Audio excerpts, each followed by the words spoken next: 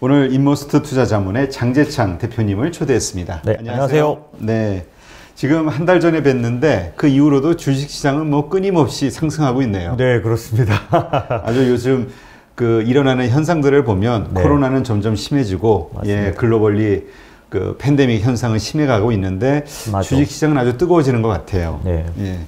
어떻습니까? 이렇게 계속 그 고점 랠리를 네. 달리다 보면은 이제 조정이 오지 않을까? 네. 좀 이렇게 인버스라든가 하락 쪽에 베팅하는 투자자들도 좀 늘 것 같거든요. 네, 많이 계신 것 같고요. 저희는 이제 저희 자문사 같은 경우는 그런 쪽 투자를 하지는 않고 있는데요. 원래 좀 그래서. 근데 상당한 그런 우려랄까? 그러니까 있을 수 있다라고 생각이 드는 게, 보통 주식시장에서는 그런 그 조정에 대한 지표를 여러 가지 지표를 보고도 알아내지만은, 지금 같은 강세장이 계속될 경우에는 이제 제일 뚜렷한 지표로 뭘 보냐면, 설문조사했을 때 낙관적으로 보는 그 비율의 그 정도가 올라가면은 거의 이제 역사상 최대 비율까지 낙관적이다 이러면 조정이 온다. 보통 이렇게 생각하는데, 제가 놀란 건 며칠 전에 본 데이터로는 한 5천억 이상의 자금을 운용하는 매니저들, 펀드 매니저들한테 조사했는데도 지금까지 한 십몇 년 내에 최대 낙관적, 네, 이런 게 있으면서, 사실은 큰 조정은 저는 그렇게 생각하고 있지는 않은데요. 아마도 지금 앞에 당겨서 반영한 시장이니까 그런 어떤 임플리케이션에 의해서 다소 조정이 올 수는 있다, 이런 생각은 듭니다. 예. 네. 근데 보통 그 시장이 하락할 때 그런 것을 이렇게 그 예견할 수 있는, 예상할 수 있는 그런 지표가 뭐 세 가지 있다. 네. 예, 그게 어떤 것들인가요? 사실은 시장이 올라간다고 생각하는 걸 판단하는 지표도 마찬가지고 하락도 마찬가지인데, 저희는 보통 이렇게 금리, 물가, 이렇게 경기, 이렇게 세 가지를 보는데요. 아주 이렇게 막연한 말 같지만은, 사실 오늘 제가 좀 몇 가지 보여드리려는 거는, 그러니까 지금 시장에서는 바로 직전번에 지금처럼 장이 어떤 경기 순환 쪽으로 모멘텀을 맞았던 비슷한 때는 언제냐면, 제가 보기에는 2016년도 하반기와 지금이 흡사합니다. 네. 그때도 이제 금리를, 물론 그때는 한번 올렸는데, 2015년도 12월에 금리를 한번 올렸을 때 그 쇼크로 16년도 상반기에 아주 급락을 했거든요. 예, 그런 다음에 다시 그 경기가 실제로 지금처럼 리스타킹 장세에 의해서 실적이 좋아지면서 올라가는 그런 모습이었기 때문에 17년도에 상당히 좋은 강세장이 펼쳐졌고요.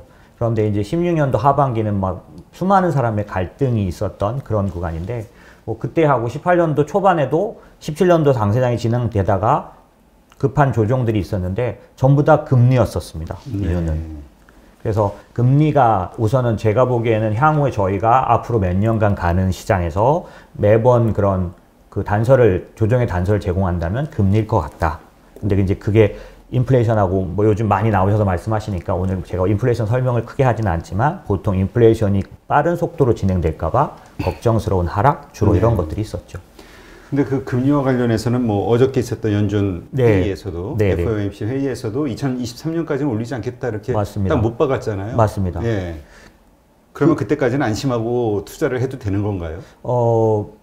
사실은 상당히 큰 안정판이 되는 건 맞을 것 같습니다. 어저께 사실 시장이 그렇게 크게 오르고 그러지는 않았지만은, 저희 같은 사람들이 보기에는 내용으로는 굉장히 중요한 내용들을 많이 말했는데, 왜냐하면 이제 포워드 가이던스라는 거를 얼마 전부터 처음으로 도입했고, 미국 같은 경우는 이거를 이제 신뢰 기반 위에 올려야만 의미가 있는데, 그 어떻게 보면은 그런 모습이었기 때문에 믿을만하게 움직일 거라고 보여지는데, 제가 좀 전에 말씀드렸던 그런 하락장들의 모습들을 보면, 이제 지금 화면에서 보시면은, 제가 기억하는 2013년도 하락장과 2016년도 하락장, 그 다음에 2018년도 하락장, 전부 다 이 기간은 금융위기 이후에 양적 완화나 금리 인하에 의해서 시장의 경기는 좋아지는 패턴 속에 있었을 때 나왔던 조정들입니다.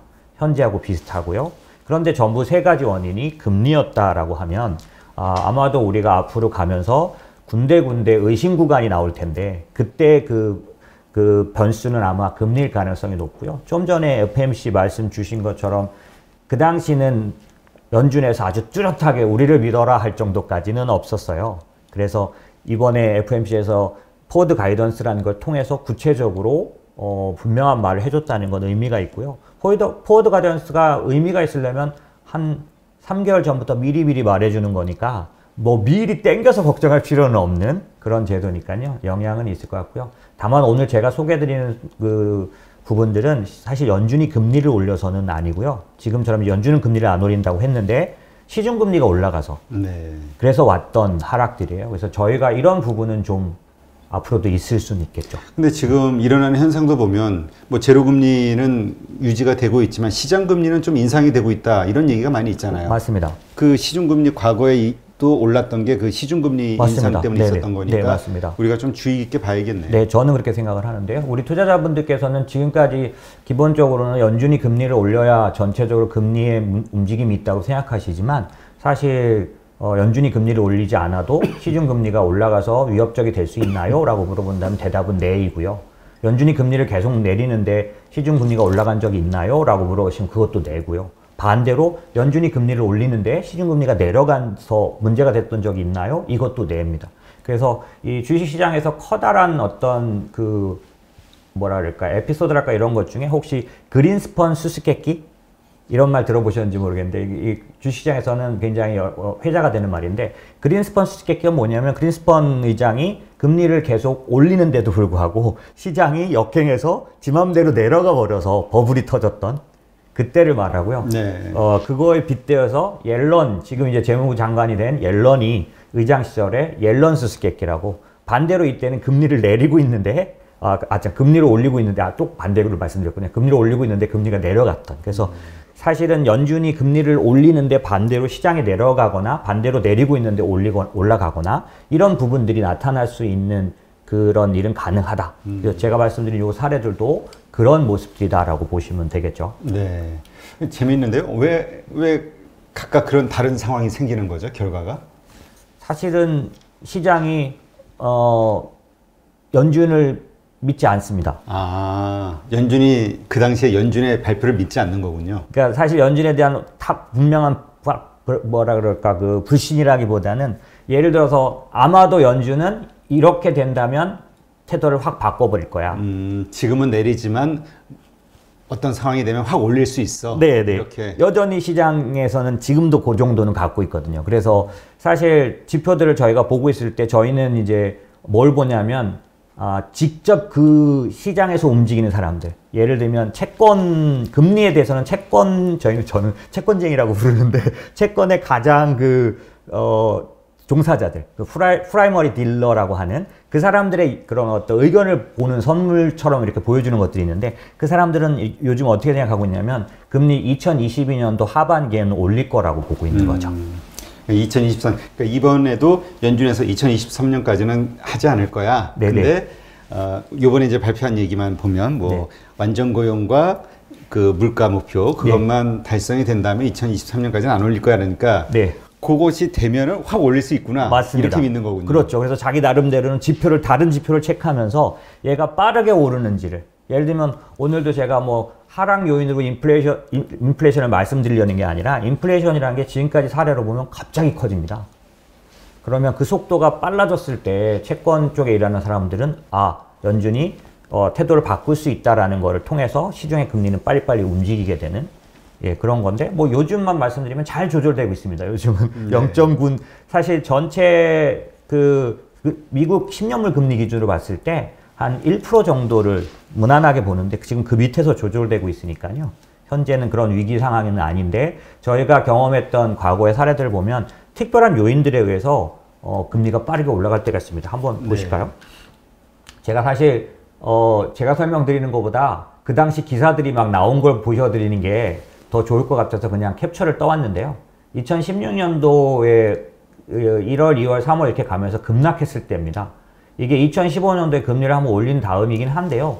갑작스럽게 금리 공포가 터지면서 보시면은 오른쪽 위에 그 해외 주식펀드 손실률을 보시면 어마어마하죠. 네. 저렇게 말할 만큼 급락을 했고요. 사실 이때 지금 요즘 저희 시장의 이슈 중에 중국이 긴축을 하려는 뭔가 왜냐하면 자꾸 부도가 나지 않습니까? 기업들이. 네네. 그런 부분들과 그 다음에 몇 가지 행보를 보면 긴축 의사는 아닌 것 같고요. 그럴 수 있다라는 그런 예측이 시장에서 쭉 나오고 있는데 그렇게 될 경우에는 저렇게 글로벌에 영향을 줄 수 있는 모습들이 있어서 저 때는 중국 부도설 때입니다. 아, 이때 2016년. 네네네. 그때는 유가가 그 100불에서 내려가는데 급락을 해가지고 20불대 밑으로 막 떨어지는 모습, 그 다음에 중국의 부도설 뭐 이런 것들이 겹치면서 글로벌리 그 당시에 2016년도 한 3월 달에 인터넷 기사 보시면 코스피 1600 간다. 그 당시 저희 증권사 예측이 그랬습니다. 그럴 정도로 급격하게 빠졌는데 제가 말씀드리고 싶은 건 오른쪽 밑에 있는 그런데 지표는 4대 지표가 다 좋아지고 있었다는 거죠. 미국의 지표가. 네네네네. 그러니까 저는 무슨 말씀이냐면 올해까지는 저희 모두가 유동성에 의해서 그렇게 떨지 않았던 거죠. 뭐 엄청나게 이렇게 쏟아붓는데 그렇게 빠지겠냐라고 생각했었는데 이제 내년도부터는 약간씩 이제 중간중간 멈칫멈칫하는 그런 공포가 올 수 있는데 그런 공포들은 사실은 지표가 경제 지표가 좋아진다 그래서 그러면 충분히 믿을 수 있어 이렇지는 않다라는 거고요. 이게 이제 시장에서는 아마 기저 효과로 좋아지는 거다. 그래서 경제 지표는 지금 당장은 믿을 수 없다. 코로나가 워낙 깨졌으니 당연히 올라오지 않겠냐. 이런 구간이 내년도에도 좀 있지 않겠습니까? 네. 그 구간 동안에는 경제 지표를 믿고 아주 탄탄한 마음을 갖는 그런 구간이 안 되다 보니 중간중간 흔들릴 수 있는 구간이 있을 것 같고요. 또 하나는 이제 2018년도 때 빠진 건데요. 이때야말로 정말 갑작스러운 금리 상승이었습니다. 보시면은 이때도 2018년 2월인데요. 밑에 보시면 IMF는 경제 전망을 상향하고 있는 구간이었는데 10년물 국채 금리가 너무 빨리 오른다는 이유만으로 왼쪽에 보시면 다우가 하루에 1175포인트. 그러니까 저 때는 다우가 24,000일 때니까 네. 장중에 5% 이상 막 빠진 거고요. 전 세계 장이 막 장중에 5%씩 빠지는 급락을 며칠간 했었거든요. 그러니 뭐 공포가 엄청 높았고요. 그러니 저런 부분들은 아까 제가 말씀드린 연준이 금리를 올린 게 아니라 시중금리가 갑자기 10년물 금리가 빨리 오르면서 시장이 전부 다 얼어붙었던 하락이었던 거죠. 네. 얼마든지 내년도에도 사실은 갑작스럽게 나타날 수 있는 연준의 의도와는 상관없이 네, 시장의 여러 가지 경제 상황을 반영한 시장의 심리가 움직이는 방향대로 이렇게 갈 수 있다. 맞습니다. 그러니까 어찌 보면 아까 시작하기 전에 대표님하고 말씀 나눈 것처럼 지금 시장은 굉장히 빨리 미래를 빠르게 반영하고 있다 보니 그렇죠.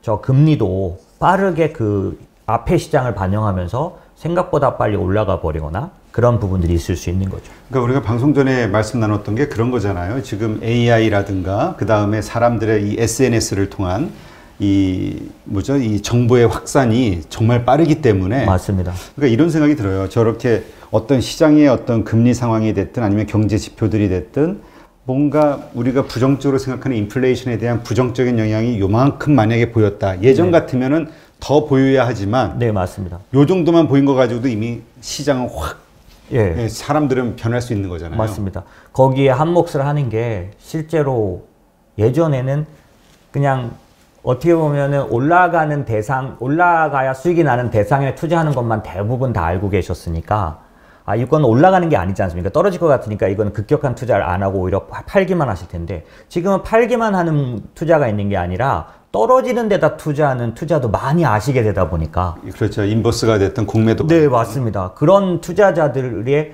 갑자기 딱 몰리다 보면 제가 보면 통계적으로 보니까 미국의 로빈훗 그 투자자들 같은 경우에도 그냥 거의 막 50% 방식으로 적극적으로 주식을 사는 투자를 하는데 또 떨어진다는데도 옵션 투자를 많이 해놓는 이런 정말 예전에는 상상을 못했던 그런 포지션들이 있는 것들을 보면 사실 말씀드린 것처럼 어떤 기미만 보이면 아주 빠르게 그렇죠. 공격을 받을 가능성이 있죠. 네, 방향성만 딱. 그러니까 지금 서로가 주식시장 오르네 좋은데 하면서도 이게 오를 이유가 없는데 그렇죠. 네. 불안한 거죠. 네.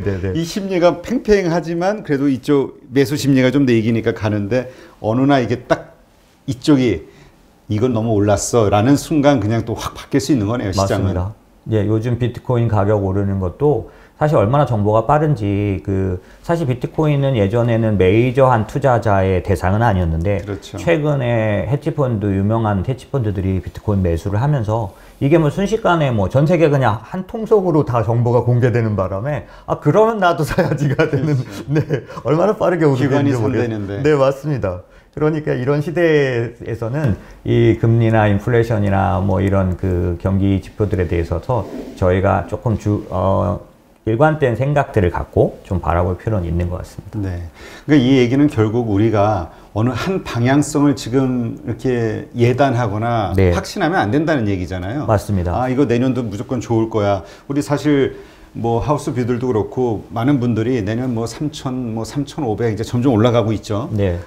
오를 거야라는 확신을 갖고 그러니까 좀 자신감 있게 말하는데 이것도 좀 위험할 수 있다. 저는 사실은 오늘 앞부분은 그 말씀을 드리러 나온 건데요. 뭐냐면 안 좋게 보는 거 전혀 아닙니다. 저도 좋게 보고 있는데 제가 경험한 주식시장은 한 라운드가 끝나면 다음 라운드는 색깔이 많이 다릅니다.